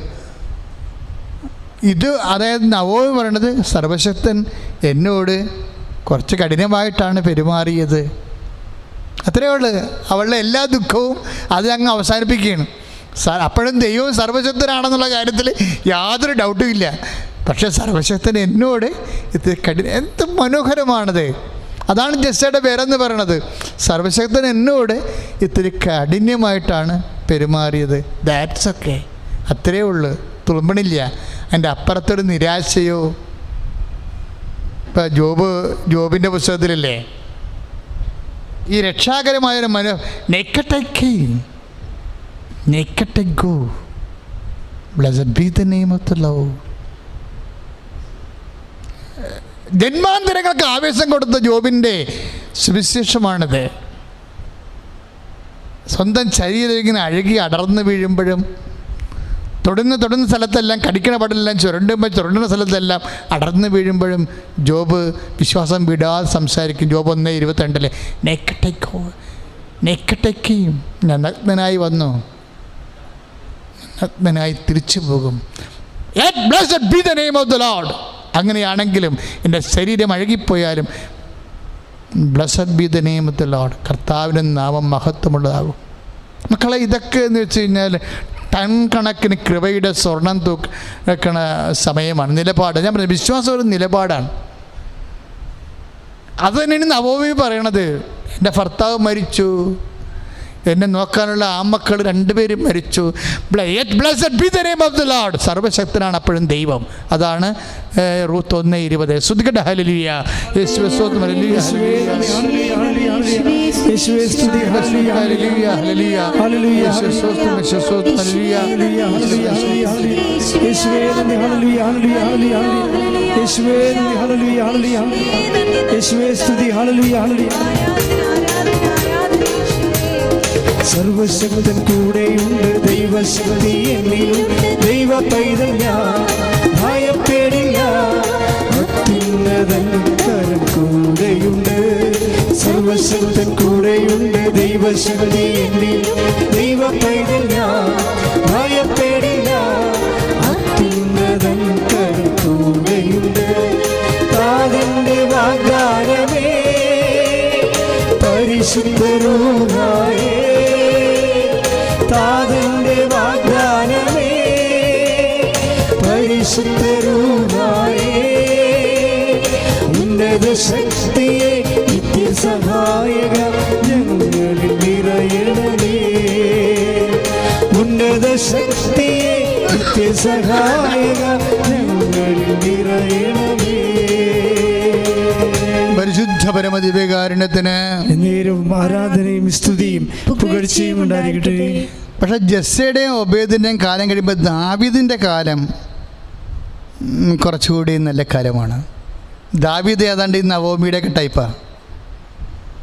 കാര്യം അഭിഷായ്, ദാവീദിൻ്റെ കാലത്ത് അഭിഷായ് എന്നും പറഞ്ഞ് ഒരു സാവൂളിൻ്റെ കുടുംബക്കാരനുണ്ടായിരുന്നു. ഇപ്പം സാവൂളിൻ്റെ കുടുംബത്തിന് സാവൂളിന് രാജഭാരം നഷ്ടപ്പെട്ടിരിക്കുന്ന കാരണം അത് ദാവീദാണ് കാരണമെന്ന് പറഞ്ഞുകൊണ്ട് അബ്സലോമിൻ്റെ കാലം വന്നപ്പോൾ ദാവീദിനെ ചവിട്ടി പുറത്താക്കി. സ്വന്തം മകനാണേ. ഇതാണ് ക്ലൈമറ്റ് എന്ന് പറയണത്. ഒരു ക്ലൈമറ്റ് ചേഞ്ച് ചെയ്യണ കണ്ടല്ലേ ജീവിതത്തിൽ. സ്വന്തം മകൻ അപ്പനെ ചവിട്ടി പുറത്താക്കി. അപ്പൻ്റെ ഭാര്യമാരെ മട്ടുപ്പാവിൽ കൊണ്ടുപോയി പരസ്യമായി വ്യഭിചരിച്ചിട്ട് അപ്പനെ നാണിപ്പിച്ച് നാട് കടത്തും. അപ്പോഴാണ് ഈ അഭിഷായ് പുറകെ പോണത്. പുറകെ പോയിട്ട് ദുഷ്ട, കള്ള, കലമാടാന്നൊക്കെ വിളിച്ചുകൊണ്ട് ഈ രാജാവിനെ കളിയാക്കണ ഭാഗമുണ്ട്. 2 സാമുവേൽ 12-ാം അധ്യായത്തിൽ നമ്മൾ 16:12 അഭിഷായി കൂടെ നടന്നുകൊണ്ട് ഇവനെ ശപിക്കും. അപ്പോൾ കാലക്കാതെ സ്വന്തം മകൻ തന്നെ അവനെ ചവിട്ടിപ്പുറത്താക്കി രാജ്യം പിടിച്ചെടുത്ത് ഇപ്പോഴാരുമില്ല, പട്ടാളമില്ല, ആളുമില്ല, അർത്ഥവുമില്ല. ഇവൻ നാട് വിട്ട് പോകുമ്പോൾ ദാവീദ് ചെയ്യണത് താൻ രാജാവാണെന്ന് നാട്ടുകാർക്ക് മനസ്സിലാകാതിരിക്കാൻ വേണ്ടി മേലങ്കി കൊണ്ട് മുഖം മറച്ചിട്ടാണ് പോണത്. പക്ഷേ ഈ അഭിഷേകം കണ്ടുപിടിച്ച് ഏത് മുഖം മറച്ചെങ്കിലും ഇവൻ രാജാവാണെന്ന് കണ്ടുപിടിച്ച് ഇവനെ പുറകെ നടന്ന് തെറി പറയും. തെറി പറയുമ്പോൾ കൂടെ നിൽക്കണ അനുചരൻ പറയും, ഹൂസായി പറയും, ഈ ചത്ത പട്ടിയുടെ പെടൽ ഞാനിടെ പല്ല് ഞാൻ പറിക്കട്ടെ, നാക്കി ഞാൻ പിടിച്ചെടുക്കരുതിരിക്കും. ആര്? അഭിഷായിയുടെ നാക്ക് പിടിച്ചെടുക്കട്ടെ, അവൻ എന്തെല്ലാമാണ് എൻ്റെ രാജാവിനെ പറയണതെന്ന് പറയും. അപ്പം ദാവീദ് പറയണൊരു വാക്കുണ്ട്, അവനെ ഇപ്പോൾ ഒന്നും പറയണ്ട, എന്ത് ഹൃദ്യമാണ്. ഇതാണ് ജസ്സയുടെ വേരെന്ന് പറയണത്. ദാവീദ് പറയുന്ന വാക്കുകൾ നിൻ്റെ ശത്രുക്കളോടും നിന്നെ ശപിക്കുന്നവരോടും നിനക്ക് പറയാൻ കഴിഞ്ഞാൽ നിൻ്റെ പേരിൽ നിന്ന് രക്ഷകൻ ഉണർന്നു വരും. ക്രിസ്തു നിൻ്റെ കുടുംബത്തിൽ ശക്തി പ്രാപിക്കും. That is my point. ഒക്കെ മനസ്സിലായോ ഞാൻ എന്താ സംസാരിക്കണതെന്ന്? ഇതൊരു മനോഭാവമാണ്. ക്രിസ്തുവിനെ നമ്മുടെ ജീവിതത്തിൽ ഉണർത്താനുള്ള ശക്തി പ്രാപിക്കാനുള്ള മനോഭാവം. അതാണ് 2 സാമുവേൽ 16:12 കർത്താവ്, അതായത് 2:11 മുതലുണ്ട്. ദാവീദ് അഭിഷായിയോടും തൻ്റെ ദാസന്മാരോടും പറഞ്ഞു, ഇതാ എൻ്റെ മകൻ തന്നെ എന്നെ കൊല്ലാൻ ശ്രമിക്കുന്നു. That is my time. ഇതാ എൻ്റെ സമയം. ഈ ബെഞ്ചമിൻ വംശജൻ ഇങ്ങനെ ചെയ്യുന്നതിൽ പിന്നെ എന്ത് അത്ഭുതം? അവനെ വെറുതെ വിട്ടേക്കൂ. ശത്രുവിനോടെ അവൻ്റെ പെടലി അരിയാൻ കഴിവുള്ളവൻ കൂടെ നിന്നിട്ടും ദാവീദ് അവനോട് കാണിക്കുന്ന കരുണയാണ്. അവനെ വെറുതെ വിട്ടേക്കൂ. ഇതാണ് ജസ്സയുടെ പേരെന്ന് പറയണത്. കർത്താവ് കൽപ്പിച്ചത് കൊണ്ടത്രേ അവൻ ശപിക്കുന്നത്. അവിടെയും കർത്താവിൻ്റെ പണ്ട് പറഞ്ഞില്ലേ, കർത്താവിൻ്റെ കരങ്ങൾ കഷ്ടകാലത്ത് തന്നെ ശപിക്കുന്നവരുടെ മേലും തന്നെ ആക്ഷേപിക്കുന്നവരുടെ അധരങ്ങളിലും കർത്താവിനെ കണ്ടെത്താനുള്ള കഴിവിൻ്റെ പേരാണ് വിശ്വാസം. ഇതാണ് വിശ്വാസം. അതുതന്നെയാണ് നവോമി പറഞ്ഞത്. എൻ്റെ ഭർത്താവ് മരിച്ചു, എൻ്റെ മക്കൾ മരിച്ചു, സർവശക്തൻ എന്നോട് കാഠിന്യം ചെയ്തു. അപ്പോഴും ദൈവത്തെ സർവശക്തനും തന്നെയാണ് പറയണത്. ദാവീദിൻ്റെ കാലം വരുമ്പോഴും അത് തന്നെയാണ്. എൻ്റെ ദൈവത്തെ എന്തിനാണ് ഞാൻ ഇങ്ങനെ പറയണമെന്നറിയാവോ? ഈ കാലം വളരെ സങ്കടം പിടിച്ചൊരു കാലമാണ്. സമ്പത്തില്ല, വരുമാനമില്ല, നമുക്ക് അംഗീകാരമില്ല, പേരില്ല, ഒന്നുമില്ലാത്തൊരു കാലം, രോഗം പിടിച്ച് വീട്ടിലിരിക്കണ ഒരു കാലമാണ്. ഈ കാലങ്ങളിലെല്ലാം നമ്മളെ ആദരിച്ചവരുണ്ട്, ഇപ്പം നമ്മളെ അപമാനിക്കുന്നവരുണ്ട്. കാലം ഇങ്ങനെ ചേഞ്ച് ചെയ്യുകയാണ് ജീവിതത്തിൽ. കൊറോണയുടെ കാലം ഇങ്ങനെ ചേഞ്ച് ചെയ്ത് വരികയാണ്. ഇതൊന്നും വിശ്വാസിക്ക് പുത്തരിയല്ലെന്ന് എൻ്റെ സഹോദരൻ മനസ്സിലാക്കണം. നമുക്ക് മുമ്പ് വിശ്വാസം ജീവിച്ചവരെ അവരുടെ ആ വേരിൽ നിന്ന് തന്നെയാണ് രക്ഷ ഉയർന്നു വന്നിട്ടുണ്ടെങ്കിൽ നിൻ്റെ കുടുംബത്തിന് രക്ഷകൻ ശക്തി പ്രാപിക്കേണ്ട സമയമാണിത്. ദാവീദ് എന്താ പറയണത്?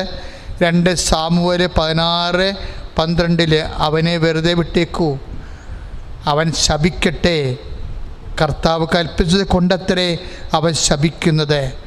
കർത്താവ് എൻ്റെ കഷ്ടത കണ്ട് അവൻ്റെ ശാപത്തിന് പകരം എന്നെ അനുഗ്രഹിച്ചേക്കും. That is the hope.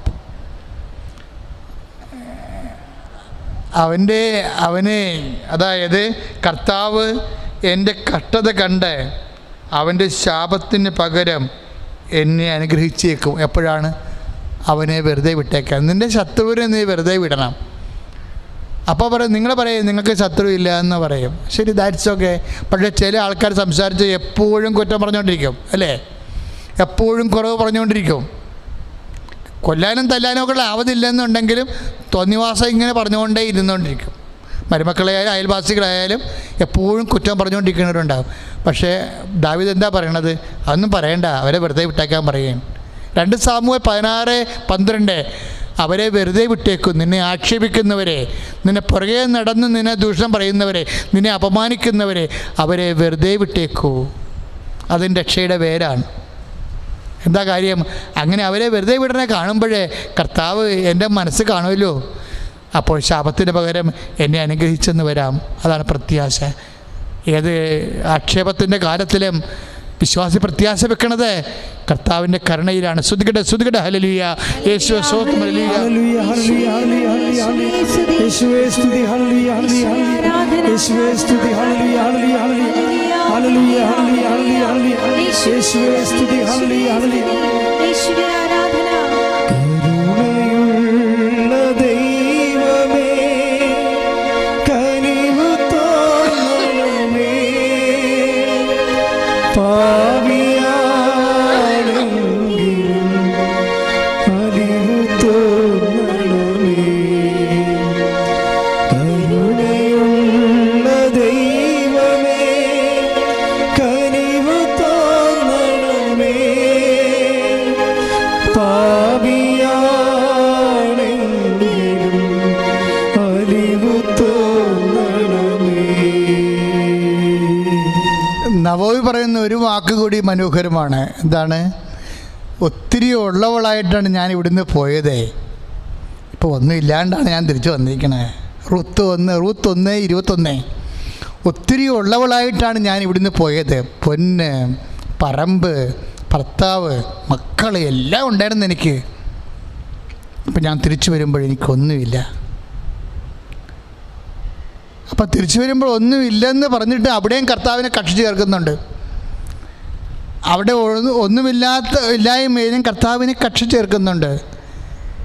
അത് ജോബിനെ പോലെയാണ്. കർത്താവ് തന്നു, കർത്താവ് എടുത്തു എന്ന്. അതാണ്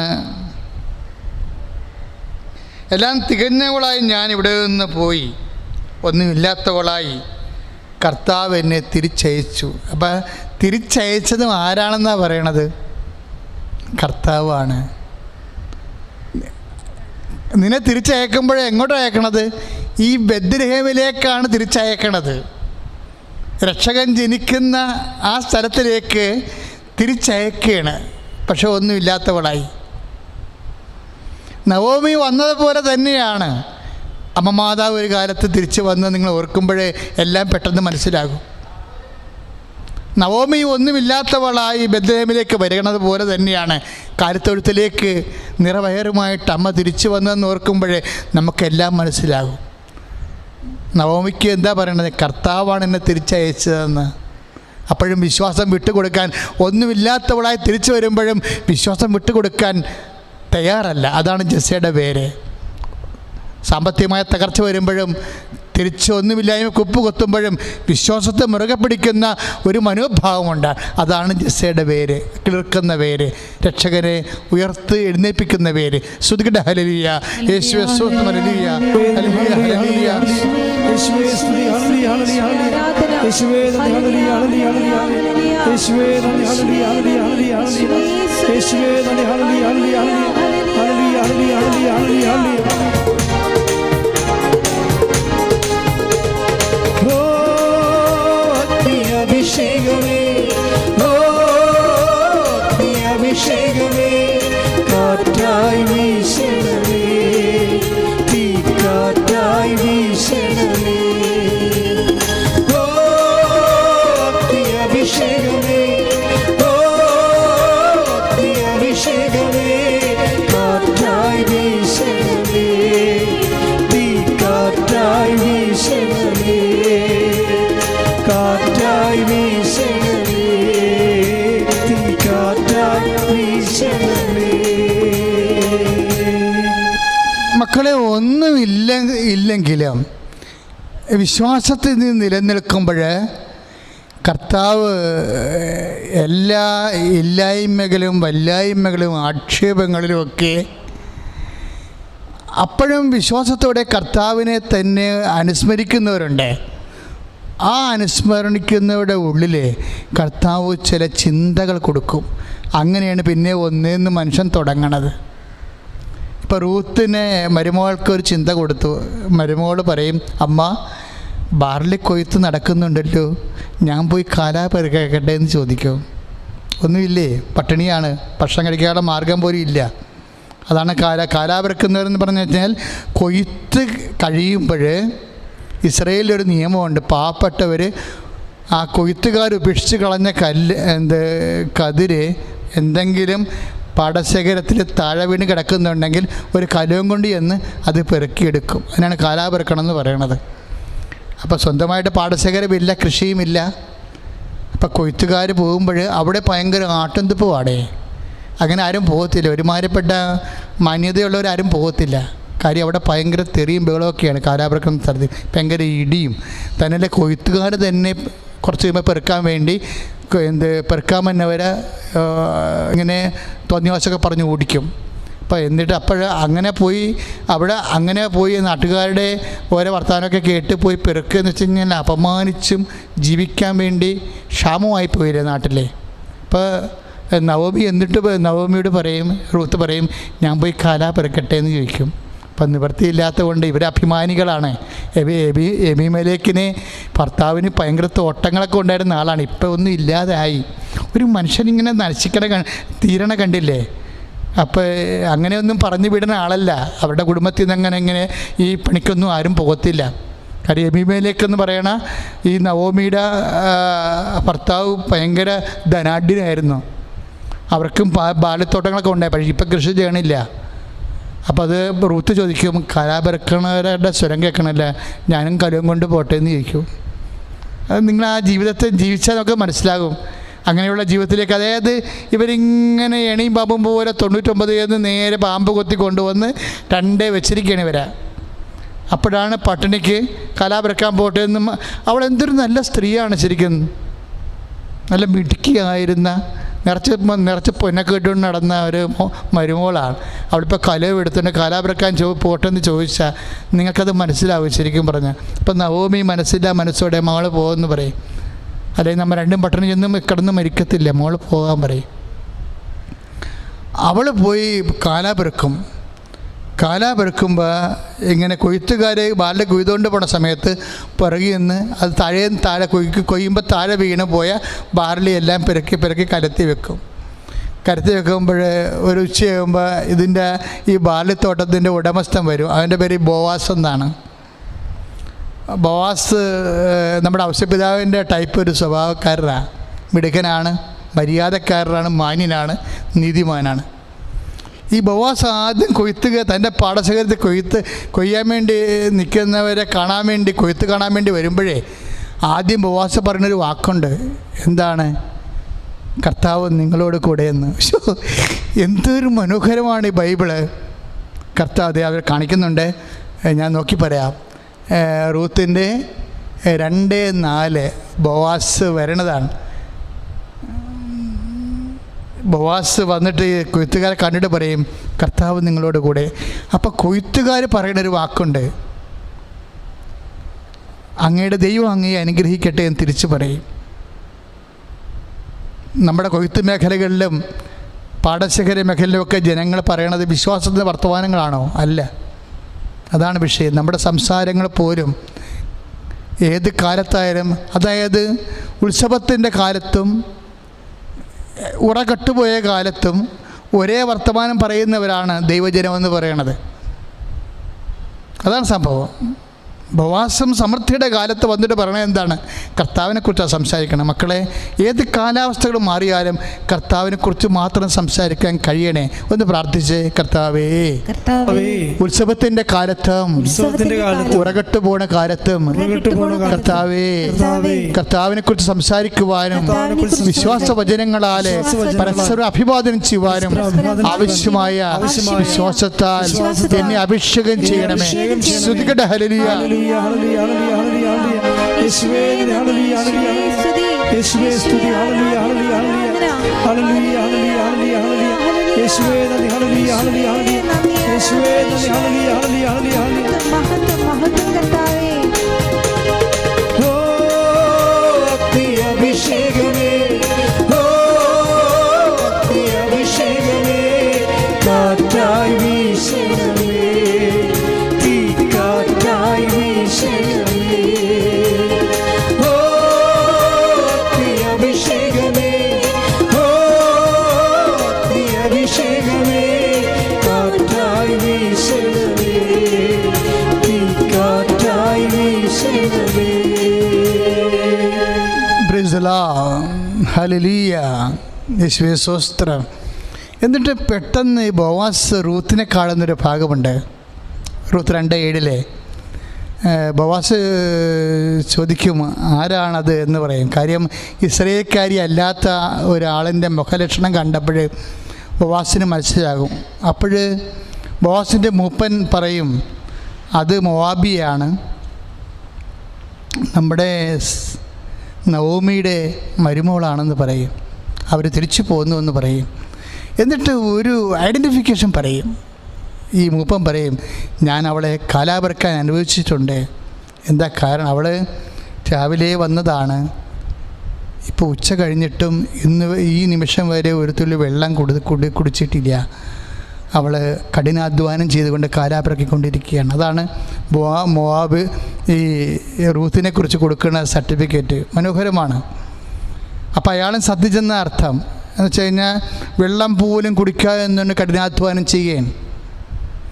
ഇങ്ങനെ ദൈവം ഇങ്ങനെയൊക്കെയുള്ള ആൾക്കാരെ അനുഗ്രഹിച്ചില്ല, പിന്നെ ആരനുഗ്രഹിക്കാനാണ്? തകർച്ചയുടെ വക്കിലും കഠിനാധ്വാനം ചെയ്യുന്ന ഒരു സ്ത്രീയാണ് റൂത്ത്. ആ വാക്ക് ആ 2:7 നല്ല മനോഹരമായിട്ടുണ്ട്.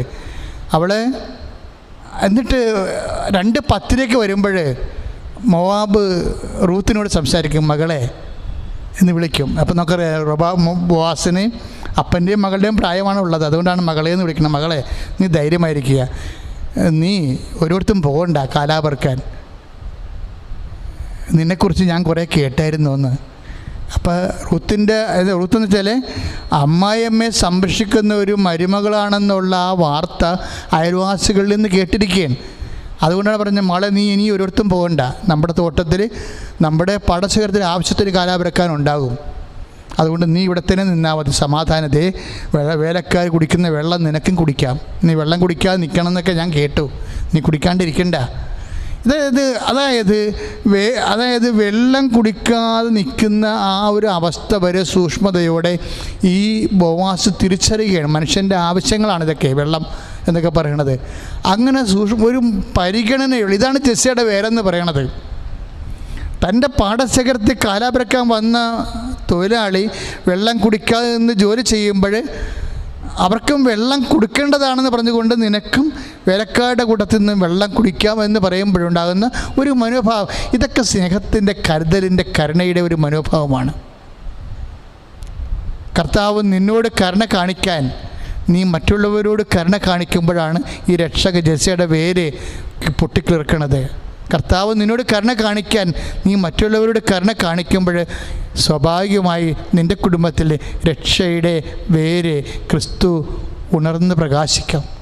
പ്രാർത്ഥിക്കുക, കർത്താവായ ദൈവമേ, ഏത് കാലാവസ്ഥയിലും നിരാശപ്പെടാതെ റൂത്തിനെ പോലെ കഠിനാധ്വാനം ചെയ്ത് ജീവിതത്തിന്റെ പ്രാരാബ്ധങ്ങളെ തോൽപ്പിക്കാനുള്ള വിശ്വാസത്തിന്റെ പ്രത്യാശയാൽ എന്നെ അഭിഷേകം ചെയ്യണമേ. സ്തുതിക്കട്ടെ, ഹല്ലേലൂയ.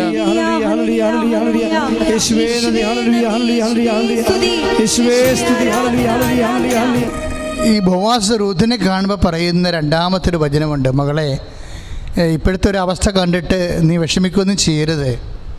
നിങ്ങളുടെ കുടുംബത്തിൽ സംഭവിച്ചിരിക്കുന്ന തകർച്ചയെ ഞാൻ കേട്ടിട്ടുണ്ട്, അതുകൊണ്ട് നിൻ്റെ മനസ്സ് ഇടറിപ്പോകരുത്. എന്നിട്ട് പറയണത് 2:12 വചനം, റൂത്ത് 2:12 ബോവാസ് പറയും, മകളെ, കർത്താവ് നിന്നോട് കരുണ കാണിക്കും, നിൻ്റെ പ്രവർത്തനം കണ്ട്. അങ്ങനെയാണ് പറയണത്. അതായത് നിൻ്റെ പ്രവൃത്തികൾ കർത്താവ് പ്രതിഫലം നൽകും. അതായത് നമ്മുടെ സാമ്പത്തികമായി തകർന്നാലും രോഗം പിടിച്ച് വരഞ്ഞാലും നമ്മുടെ പ്രവർത്തികൾ അത് വിശ്വാസവിഹിതമാണെന്നുണ്ടെങ്കിൽ തീർച്ചയായിട്ടും കർത്താവ് ആ കാലം കഴിയുമ്പോൾ നമ്മളെ അനുഗ്രഹിക്കും. അതാണ് റൂത്ത് 2:12. ഇതൊക്കെ നമുക്ക് അത് സത്യമാണല്ലോ. അതിനുശേഷമാണ് ഈ ബോവാസ് നവോമി പറഞ്ഞു കൊടുക്കുമേ, അവൻ നമ്മുടെ ബന്ധുവാണ്. നമ്മുടെ രീതിയും പാരമ്പര്യവും ഒക്കെ അനുസരിച്ച് കൊണ്ട്, മോശയുടെ നിയമം അനുസരിച്ച് കൊണ്ട്, ഇങ്ങനെ ഒരു കുടുംബത്തിൽ ഒരു ജീവിത പങ്കാളി നഷ്ടപ്പെട്ടാൽ ആ ബന്ധുവിന് അവളെ സംരക്ഷിക്കാനുള്ള ബാധ്യതയുണ്ട്. നീ രാത്രി ഗോതമ്പ് മെതിക്കളത്തിൽ പോയി അവൻ്റെ കൂടെ കിടന്നുറങ്ങുക. എന്നിട്ട് അവനോട് പറയുക, എന്നെ വസ്ത്രം നൽകി എന്നെ സ്വീകരിക്കാൻ പറയാം. ഉടനെ രാത്രി അതുപോലെ നവോമിയെ അനുസരിച്ച് കൊണ്ട് റൂത്ത് ബോവാസിന് മെതിക്കളത്തിൽ പോയി കിടന്ന് ഉറങ്ങും. ഉറങ്ങിയിട്ട് അയാളുടെ വസ്ത്രമെടുത്ത് കാല് മൂടും. രാത്രി അയാൾ ഉണർന്നു വരുമ്പോൾ ഒരു സ്ത്രീ കിടന്നുറങ്ങുന്നു. എന്താണ് മോളെ എന്ന് ചോദിക്കുമ്പോൾ പറയും, ഞാൻ ചാർച്ചക്കാരിയാണ് അങ്ങയുടെ, എൻ്റെ അമ്മ എന്നോട് പറഞ്ഞിട്ടുണ്ട് അങ്ങയ്ക്ക് എന്നെ ഭാര്യയായിട്ട് സ്വീകരിക്കണമെങ്കിൽ സ്വീകരിക്കാമെന്ന് പറയും. അയ്യോ, അത് മനോഹരമാണ് അത് കേൾക്കാൻ. അപ്പോൾ ബോവാസ് പറയുന്ന കുറച്ച് വാക്കുകളുണ്ട്, എനിക്ക് വേണ്ടി നിന്നെ സ്വീകരിക്കാം, പക്ഷേ എന്നേക്കാൾ നമ്മുടെ കുടുംബത്തിൽ ഗോത്രത്തിൽ അവകാശിയുള്ളത് വേറെ ആളുണ്ട്. ഞാനിതെല്ലാം അന്വേഷിച്ചു, എന്നേക്കാൾ അവകാശം ജീവിച്ചിരിപ്പുണ്ട്. അതാ 3:12, റൂത്ത് 3:12. ഞാൻ അയാളോട് ചോദിക്കണം, അയാൾക്കാണ് നിന്നെ അവകാശപ്പെട്ടിരിക്കുന്നത്. അയാൾക്കിഷ്ടമില്ല എന്ന് പറയുകയാണെങ്കിൽ തീർച്ചയായിട്ടും കർത്താവ് നിന്നെ സഹായിക്കും, ഞാൻ നിന്നെ സ്വീകരിക്കും. അതാണ് നീതി എന്ന് പറയണത്. ഇവൾ വളരെ ചെറുപ്പമാണ്, ഈ മനുഷ്യൻ വയസ്സനാണ്. ഇവൾ അങ്ങോട്ട് സ്വീകരിക്കാൻ വേണ്ടി ആവശ്യപ്പെടുന്ന സമയത്തും ആ മനുഷ്യനൊരു നീതി പറയും. നമ്മുടെ ഔസേപ്പിതാവ് ഇപ്പോൾ 1:19 നമ്മൾ വായിക്കത്തില്ലേ, മറിയത്തിൻ്റെ ഭർത്താവായ ഔസേപ്പ് നീതിമാനായിരുന്നത്. ഈ നീതി എന്ന് പറയണത് അതാണ് ഈ റൂത്ത് 3:12 നീതിയാണ്. അതായത് റൂത്ത് 3:12 നീതിയാണ്. അത് എന്നേക്കാൾ നിന്നെ സ്വീകരിക്കാൻ ചെറുപ്പവും അതിന് അവകാശ യോഗ്യതയുമുള്ളൊരു വേറെ ഒരാൾ നമ്മുടെ ഗോത്രത്തിൽ ജീവിച്ചിരിപ്പുണ്ട്. പട്ടണത്തിൽ ചെന്ന് അവനെ കണ്ടുപിടിച്ചിട്ട് ഞാൻ അവനോട് ചോദിക്കും, നാട്ടുകാരെ വിളിച്ച് കൂട്ടിയിട്ടെ, നിനക്ക് അബിമലേക്കിൻ്റെ അതുപോലെ നവോമിയുടെ ഭർത്താവിൻ്റെ സ്വത്തുകൾ നിനക്ക് തരും, അത് നിനക്കുള്ളതാണ്, നീയാണ് അതിൻ്റെ അവകാശി. അപ്പോൾ അവൻ പറയും, ഞാനത് സ്വീകരിക്കാമെന്ന് പറയും. സ്വത്തല്ലേ കിട്ടണത്. അപ്പോൾ പറയും, അവൻ്റെ മകൻ്റെ വിധവയായ മരുമകളെ നീ ഭാര്യയായിട്ട് സ്വീകരിക്കണം. അപ്പോൾ അവൾ പറയും, എനിക്ക് പറ്റത്തില്ലെന്ന് പറയും. അപ്പോൾ നാട്ടുകാരെല്ലാം കേൾക്കും, എനിക്ക് പറ്റത്തില്ല എന്ന് പറയണം. സ്വത്ത് സ്വീകരിക്കാം, പക്ഷേ ബാധ്യത എടുക്കാൻ പറ്റത്തില്ല. അതാണ് ലോകത്തിൻ്റെ നീതി എന്ന് പറയണത്. ആ നീതി അതിലംഘിച്ചുകൊണ്ടാണ് ബോവാസ് പറയണത്. അപ്പോൾ അർഹതപ്പെട്ടതും അവകാശപ്പെട്ടവരും ഉണ്ടെങ്കിൽ അവർക്ക് അവകാശപ്പെട്ടത് കൊടുക്കണമെന്നുള്ള ഒരു മനോഭാവമില്ലേ. ഇതാണ് ദൈവനീതി എന്ന് പറയണത്. ഇവിടുന്നാണ് രക്ഷകൻ വരണത്. ഔസേപ്പിതാവും ബോവാസും ഒക്കെ ഏതാണ്ട് ഒരേ രൂപികളിലുള്ളവരാണ്. ഞാൻ എന്താ ഇതിങ്ങനെ പറഞ്ഞു തരണത്, ഈ രക്ഷകൻ ഒരു കുടുംബത്തിൽ ജനിക്കുന്നതിൻ്റെ സ്നേഹവും അതിൻ്റെ ക്രിസ്തു ഒരു കുടുംബത്തിൽ ഉണർന്ന് പ്രകാശിക്കുന്നതിന് വേണ്ട ഒരു സ്നേഹവും മനോഭാവവും നിലപാടുമൊക്കെ ഉണ്ട്. അത് നമ്മൾ കണ്ടെത്തുന്നത് ഈ ജസ്സയുടെ വേരിലാണ്. നവോമിയുടെ മനോഭാവം, റൂത്തിൻ്റെ മനോഭാവം, ബോവാസിൻ്റെ മനോഭാവം, അങ്ങനെ റൂത്തും ബോവാസും തമ്മിൽ അവസാനം വിവാഹിതരാകും. അവർ രണ്ടുപേരുടെയും മനോഭാവം കണ്ടില്ലേ? അതിൽ നിന്നാണ് ഒബേദ് ജനിക്കണത്. ഒബേദിൽ നിന്ന് ജസ്സ ജനിക്കും. ജസ്സയിൽ നിന്ന് ദാവീദ് ജനിക്കും. ദാവീദിൻ്റെ ഗോത്രത്തിലാണ് ഈശോ ജനിക്കണത്. ഈശോ ജനിക്കുന്നത് നമ്മുടെ കുടുംബത്തിലെ ഈശോ ജീവിക്കുന്നതും വളരുന്നതും ശക്തി പ്രാപിക്കുന്നതും ദൈവത്തിൻ്റെ കൃപയിൽ നിറയുന്നതും നമ്മുടെ രക്ഷാകരമായ മനോഭാവത്തിൽ നിന്നാണ്. ഇതാണ് നമ്മൾ ജോബിൻ്റെ പുസ്തകത്തിലൊക്കെ വായിച്ചത്. അതുപോലെ തന്നെ 14:9 അതേ രക്ഷയുടെ വൃക്ഷം മുറിഞ്ഞു പോയാലും ശരി, അതിന് വേരുകളിൽ വെള്ളം തളിക്കപ്പെട്ട് കഴിഞ്ഞാൽ 14:9 അനുസരിച്ച് കൊണ്ട് അത് വളർന്നു വരുമെന്ന്. എത്ര സാമ്പത്തികമായി തകർന്നാലും ശാരീരികമായി തകർന്നാലും രോഗം പിടിച്ച് തകർന്നാലും ക്രിസ്തുവിൻ്റെ മനോഭാവങ്ങൾ നമ്മൾ രൂപീകരിച്ചുകൊണ്ട് ആ മനോഭാവത്തിൽ സ്നേഹത്തിനോടും കരുണയോടും സമഭാവനയോടും നമ്മൾ വെറുക്കുന്നവരെ ആശീർവദിച്ചും കൃപയിൽ നിലനിന്ന് കഴിഞ്ഞാൽ നിന്നെ രക്ഷിക്കാനുള്ള വഴികൾ കർത്താവ് നിൻ്റെ കുടുംബത്തിന് രൂപീകരിച്ചു കൊണ്ടുവരും. അതാണ് രക്ഷയുടെ മാർഗം, അതാണ് പ്രത്യാശയുടെ വഴികൾ.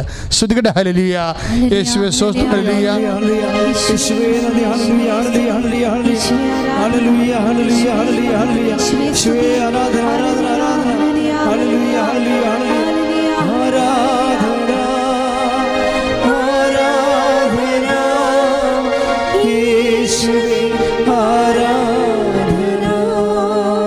ജോബ് 14:9 വൃക്ഷത്തിന് പ്രത്യാശയുണ്ട്, രക്ഷാവൃക്ഷത്തിന് പ്രത്യാശയുണ്ട്. മുറിച്ചാൽ അത് വീണ്ടും തളിർക്കും, അതിന് പുതിയ ശാഖകൾ ഉണ്ടാകാതിരിക്കില്ല. അതിൻ്റെ വേരുകൾ മണ്ണിനടിയിൽ പഴകിപ്പോയാലും അതിൻ്റെ കുറ്റി മണ്ണിൽ കെട്ടുപോയാലും വെള്ളത്തിൻ്റെ ഗന്ധമേറ്റാൽ അത് തളർത്തു വരും. Price the Lord.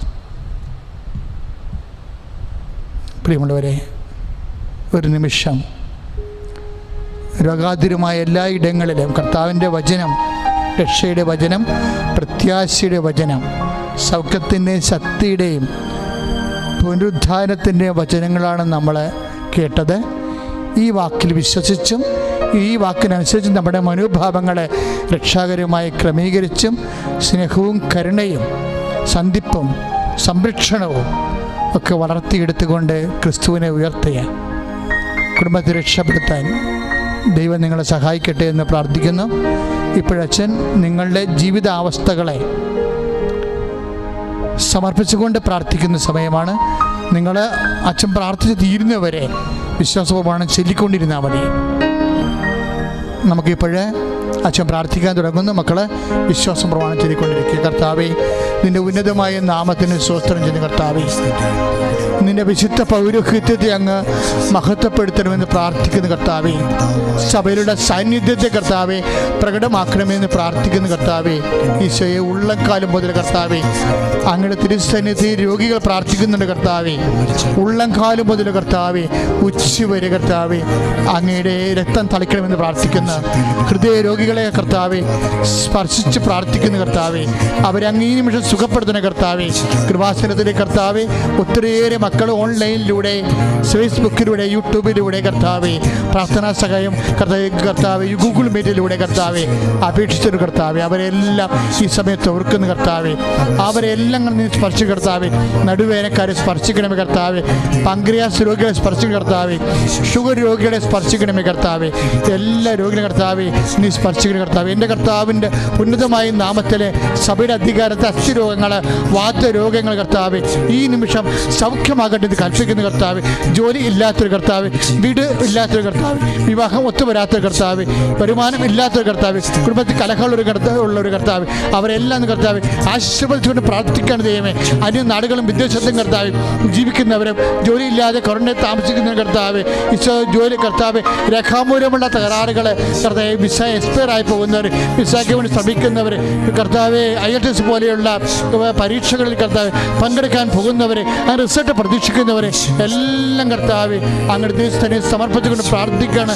ദൈവമേ ഈശോ, പല തരത്തിൽ കർത്താവ് വിശ്വാസം തളർന്നവരെ, തളർന്നു പോയവരെ കർത്താവ് അങ്ങ് സ്പർശിക്കുന്ന കർത്താവ്, പല രോഗങ്ങൾ കർത്താവ് മരുന്ന് കഴിക്കുന്നവരെ അങ്ങ് കർത്താവ് ഏറ്റെടുക്കുന്ന കർത്താവ്, ഗൂഗിൾ മീറ്റിലൂടെ കർത്താവ് രോഗം സുഖപ്പെട്ടതായി കർത്താവ് സാക്ഷ്യം പറയണ കർത്താവ്, രോഗത്തിൽ കർത്താവ് കർത്താവ് ഇറ്റലി കർത്താവ് രോഗാവസ്ഥയിൽ ആശുപത്രി കഴിയുന്ന ഞങ്ങളുടെ കർദിനാൾ ആർച്ച് ബിഷപ്പ് ചെന്നോത്ത് പിതാവിനെ കർത്താവ് സമർപ്പിച്ചുകൊണ്ട് കർത്താവ് പ്രാർത്ഥിക്കുന്ന കർത്താവ്, അങ്ങനെ വിശുദ്ധവും വലത്തേറെ കർത്താവ് പിതാവിൽ ഇപ്പോൾ വെക്കണമെന്ന് പ്രാർത്ഥിക്കുന്ന കർത്താവ്, ഇതുപോലെ കിടപ്പ് രോഗികളായി പോയവരെ, അപകടപ്പെട്ട് കിടക്കുന്നവരെല്ലാം കർത്താവ് അങ്ങ് സ്പർശിക്കണേ. കരൾ രോഗികൾ, തൈറോയ്ഡ് രോഗികൾ, ടോൺസൈറ്റ് രോഗികൾ, പിസോഡ് രോഗികൾ കർത്താവ്, ഈശോ അസ്ഥി രോഗികൾ കർത്താവ്, ഈശോ നടക്കാൻ ബുദ്ധിമുട്ടുള്ളവർ കർത്താവ്, മുട്ടിന് വേദനയുള്ളവർ കർത്താവ്, അവരെ അങ്ങ് വിശുദ്ധമായ വലത് കരത്താൽ സ്പർശിക്കണമെന്ന് പറഞ്ഞു. സ്പോണ്ടിലോസിസ് രോഗികളെ കർത്താവ് സ്പർശിക്കണം, മുടി കൊഴിയുന്നവരെ കർത്താവ് സ്പർശിക്കരുത്. യേശുക്രിസ്തു ഉന്നതമായ നാമത്തിൽ സഭയുടെ അധികാരത്തിൽ കുറിച്ചിട്ട് അടയാളത്തിൽ ദൈവനാമത്തിൽ അവർ സൗഖ്യം പ്രാപിക്കട്ടെ.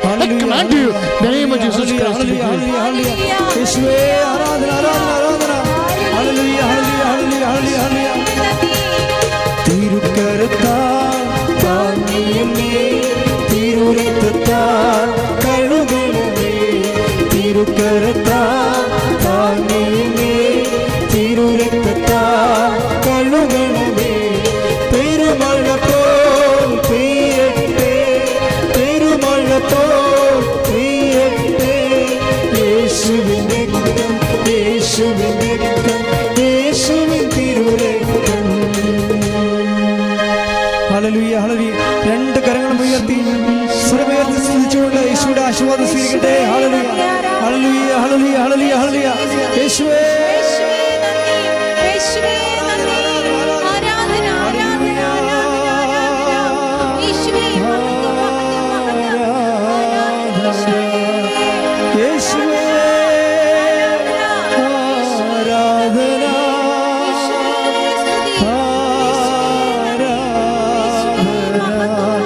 യേശുവേ നന്ദി. ഹല്ലേലൂയ ഹല്ലേലൂയ. യേശുവേ സ്തുതി സ്തുതി. ഹല്ലേലൂയ ഹല്ലേലൂയ ഹല്ലേലൂയ ഹല്ലേലൂയ ഹല്ലേലൂയ. ആരാധന ആരാധന ആരാധന ആരാധന. യേശുവേ നന്ദി. ഹല്ലേലൂയ ഹല്ലേലൂയ. പരിശുദ്ധ